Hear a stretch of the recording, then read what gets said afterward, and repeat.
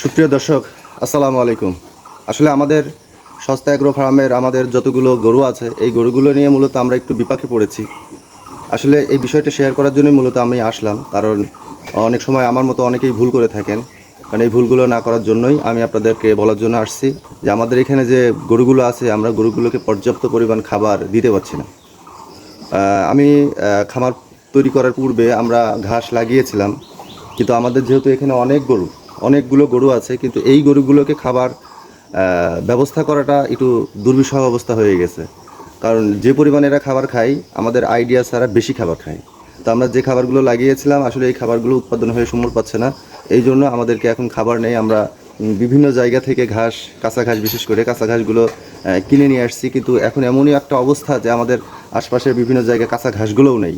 তো আমরা এখন ঘাসের বিকল্প হিসেবে, যেহেতু আমাদের এটা গ্রাম অঞ্চলের, সেক্ষেত্রে ঘাসের বিকল্প আমরা একটা উপায় খুঁজে পেয়েছি। সেই বিষয়গুলো ইনশাল্লাহ আমি আপনাদেরকে দেখাবো। তো ভিডিওটি না টেনে সাথেই থাকুন। তো গরুর খাবারের জন্য আমরা একটু দুর্বিষহ অবস্থায় পড়ে গেছি। তো আমাদের প্রতিবেশী যে একটা ভাই আছে, উনি বললেন যে নদীর ধারে আমাদের কাশবন আছে, তো তুমি কাশবনগুলো দিয়ে নিয়ে গিয়ে দেখো যে আসলে তোমাদের গরু খায় কিনা। তো পরবর্তীতে আমি আমার নিজ দায়িত্বে আমি এবং আমার বাবা দুইজন মিলে চলে গেলাম নদীর ধারে দিয়ে কাশ খোঁজার জন্য, যে আসলে কাশ আছে কিনা। তো পরবর্তীতে নদীতে যাওয়ার পরে দেখি যে নদীর পাশেই মাছ ধরতেছে কিছু জেলে।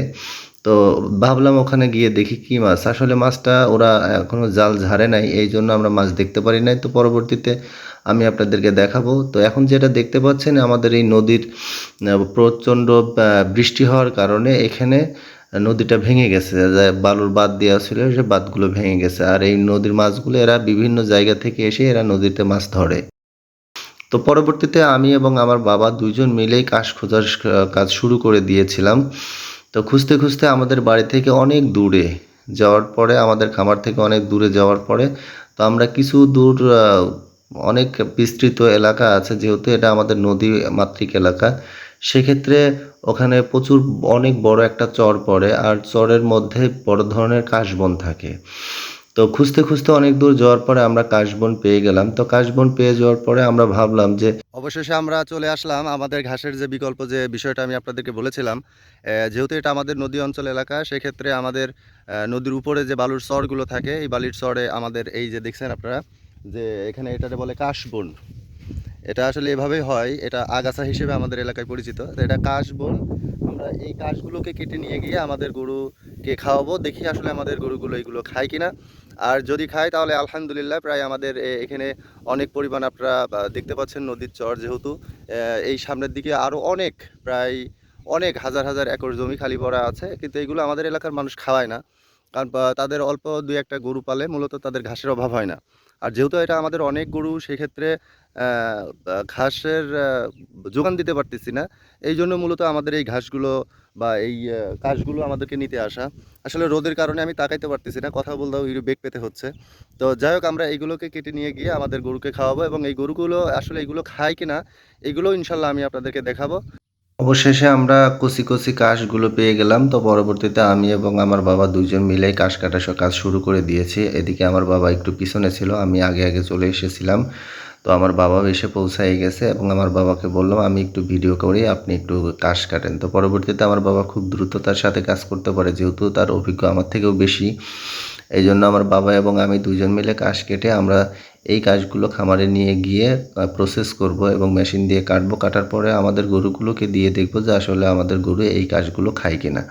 আর যদি খায় তাহলে ইনশাল্লাহ আলহামদুলিল্লাহ বলতে পারি যে আমাদের কমপক্ষে এখানে যত একর জমি আছে প্রায় 1 মাস খেতে পারবে। অবশেষে আমাদের কাশ কাটা শেষ হয়ে গেল। আমরা এইগুলো নিয়ে এখন আমাদের কাঙ্ক্ষিত লক্ষ্যে আমাদের খামারে চলে যাব। পরবর্তীকালে আমি আপনাদেরকে দেখাবো আসলে এই কাশগুলো গরুতে, আমাদের খামারের গরুগুলো খায় কেমন, সেই বিষয়গুলো আমি আপনাদেরকে দেখাবো। চলুন দেখে আসি। আসলে কাজ করা আর ভিডিও করাটা খুবই কষ্টকর, কঠিন, তারপরেও আপনাদের দেখানোর জন্য করতে হচ্ছে। যেহেতু একটু টেনশনের মধ্যে ছিলাম, তো একটা জিনিস মনে হলো যে আল্লাহ আসলে 18,000 মাখলুকাত তৈরি করেছেন, প্রত্যেকটা মাকলুকাতের রিজিকের ব্যবস্থাও তিনি করে রেখেছেন। তাই হয়তো আমরা একটু পেরেশানি দুশ্চিন্তার মধ্যে পড়ে গেছিলাম। আল্লাহ হয়তো আমাদের এই প্রাণীগুলো, গবাদি পশুগুলোর খাবারের ব্যবস্থা করে দিয়েছেন।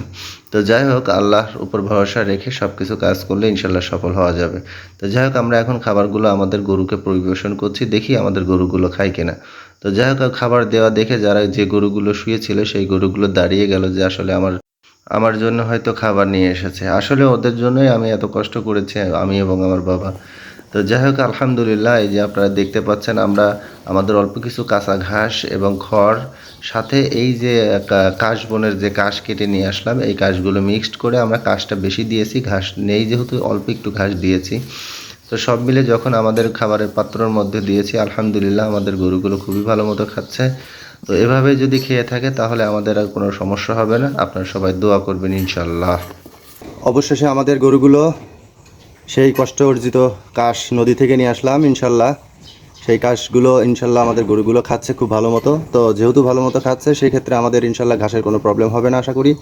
এইগুলো দিয়েই ইনশাল্লাহ আমরা 1 মাস চালাই যাব। তো সবাই দোয়া করবেন, ভালো থাকবেন, সুস্থ থাকবেন। আসসালামু আলাইকুম।